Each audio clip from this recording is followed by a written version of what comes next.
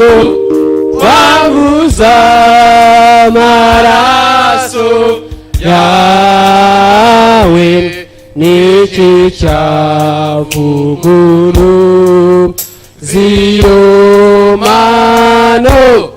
Kristo nuwanjye ndamahoro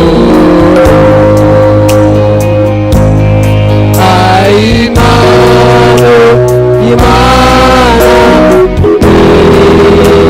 Kristo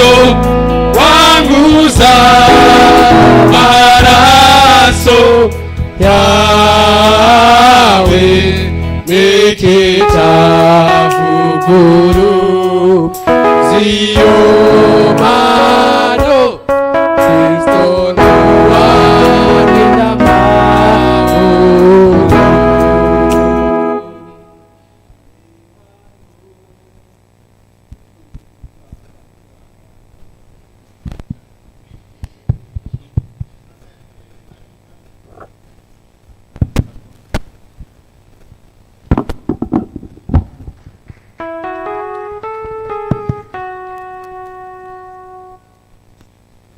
Hallelujah. Ishimwe cyane. Praise God. Mazina banyita Gatoya Ismail. My name is Gatoya Ismail. Nkaba umwe muri bene data. I'm together with my brothers.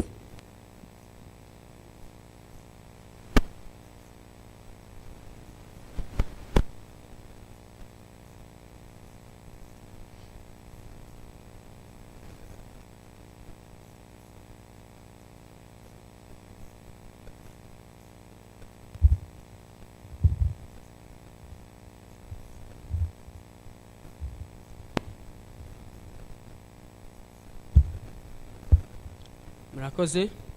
Thank you. Anye ndi hano nshima Imana ko turi bazima. I'm here thanking God that we are still alive. Yashoboka ko igihe nk'iki naba ndi ahandi hantu.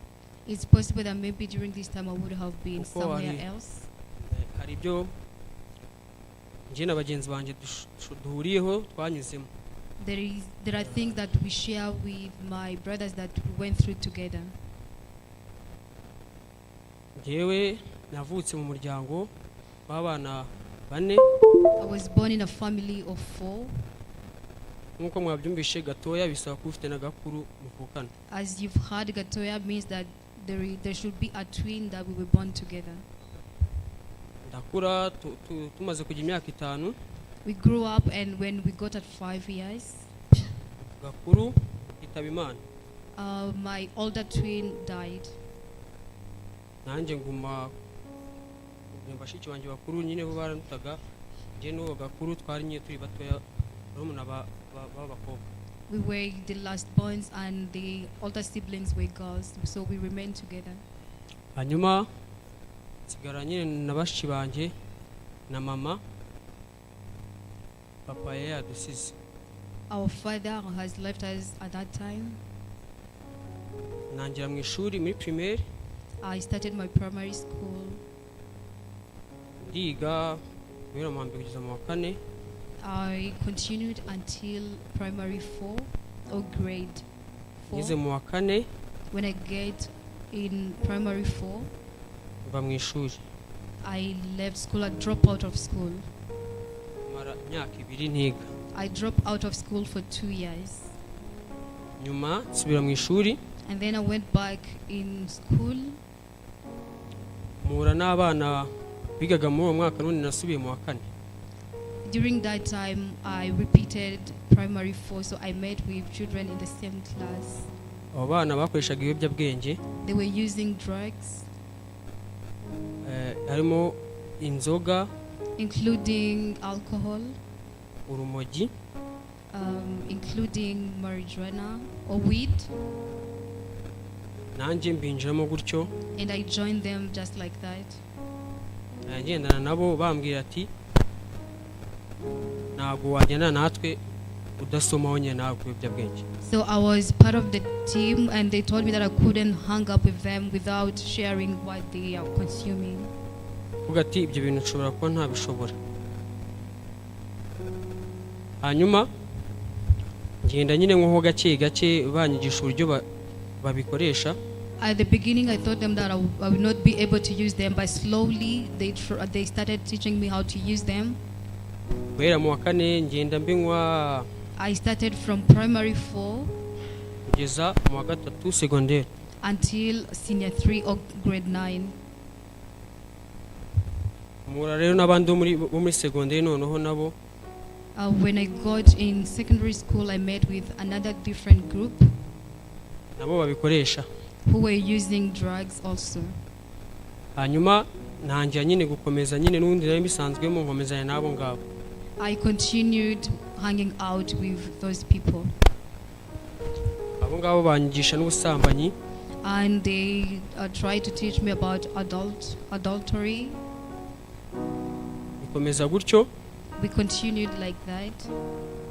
Nibwo hari umubyeyi duturanye usenga mu itorero, pasiteri ari umupasiteri ukorana na pastor wiri witwa Apotre Mano. There is a woman who was our neighbor praying in the same church that Pastor Willie knows of, the pastor that he's friend with. Ambwira ko hari ikigo cyitwa Teen Challenge gifasha abantu twagizweho ingaruka n'ibiyobyabwenge. He told me there is a team that is called Team Challenge that helps people who have had problems of using drugs. Yemera nza muri icyo kigo. I accepted and joined them. Ndiga programme. I started learning about the program. Programme y'umwaka. It's an annual program or a program that takes 1 year. Ngeze mu kwezi kwa 11 ndabura ukwezi kumwe ngo nyisoze. I finished around November. Nyuma cyumva ndashima Imana ko Briefly, I thank God that banshoboje gukora ibyo ngibi, to do all that. aho nari narazimiye Yesu akanyiza.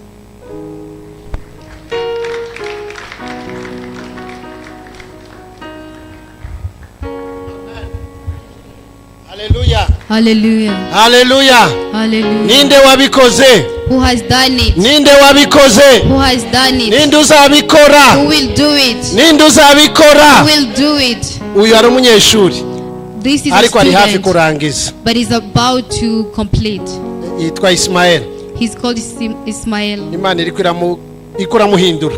God is transforming him. Ariko nashase ko wundi nawe warangije kera hashize imyaka 6. But I want someone who has also did the program Kandi uhagaze neza. years ago to share. Nawe agira icyo ababwira mu magambo make. Hallelujah. Hallelujah. Yesu ashobora. Yesu ashobora. Jesus can do it all. Ngewe maze imyaka 6 navuye na munyeshuri wa Teen Challenge ni mu graduated. It's been 6 years. Neza. Ngewe kintu kinangaza ngewe n'ababyeyi football ndi mukuru kameme ariko navuye muri Teen Challenge nibaza ese Mana ndava muri Teen Challenge nsubire mu bwa buzima. It's been 6 years since I have completed the program. Yesu ashobora ubungu ufite iwange hari ibyo nkora I don't have parents, but I have my own home. There are things that I do. Yesu aminduriye ubuzima. It's Jesus who has transformed my life, because he can do it all, and all is possible. I thank Pastor Willy Pastor yadufashije Willy. cyane He has helped me a adufata lot. nk'abana be ibaza He takes us as his ugufata children. nk'umwana we kandi nta kintu mupfana Imagine somebody who abasha takes us as their kuhinduke children, kandi yet ugahinduka you don't kabisa have any ijana ku ijana. relation. Imana ikomeze Make sure that we are doing everything 100%. May God bless him. amen. Amen. Ninde wabikoze? Who has done it? Ninde wabikoze? Who has done it? Ubu tuko turashaka kumushingira. We want to help him get married. Nubona iyereko hano uzambwire. If you see a vision here, please tell me. Amen. Amen. Hallelujah. Hallelujah. Siyo Yesu azabikora.